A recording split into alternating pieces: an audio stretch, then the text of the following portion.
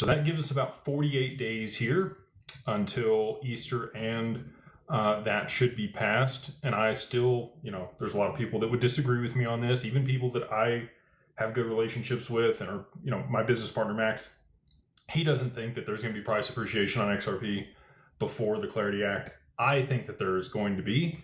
And I think that they're going to have to split that bill. Again, there's just a lot of things in there that the Democrats oppose when it comes to the regulations around DeFi. They want, private permissioned ecosystems and some oversight and regulatory oversight and accountability.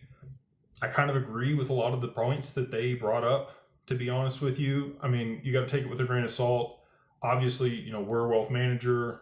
We have about, not quite $1 billion under management anymore because the price is way down from where it was, but about 400 million XRP under management over there at Digital Wealth Partners.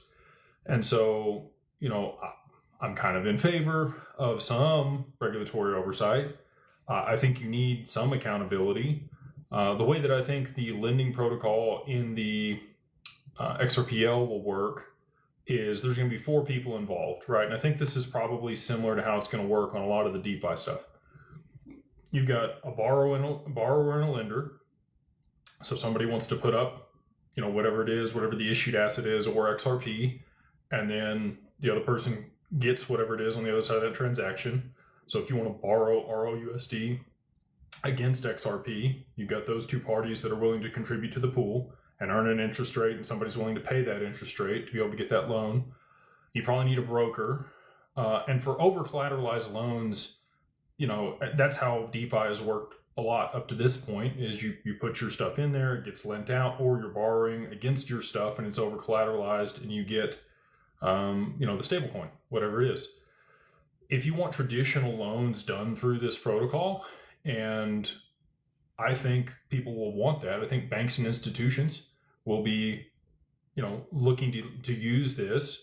You're probably going to need a broker that sits in there, somebody that has oversight, that underwrites the risks, that understands the constraints around the loans and can be a neutral third party between the 2 people that are transacting. And then you'll probably have to have an arbiter. If there is, litigation, or somebody sues somebody, or, things don't work out the way that they were supposed to, the broker and the borrower are going to have to be the people that sign off, or the lender are going to have to be the people that sign off when the loan's repaid, to be able to release the collateral. And if they're not, for whatever reason, because the loan wasn't paid off, then there's going to be arbitration, and you probably need somebody with, visibility of that ecosystem to make sure that they're making the right determination based on the information that's actually there that happened on chain.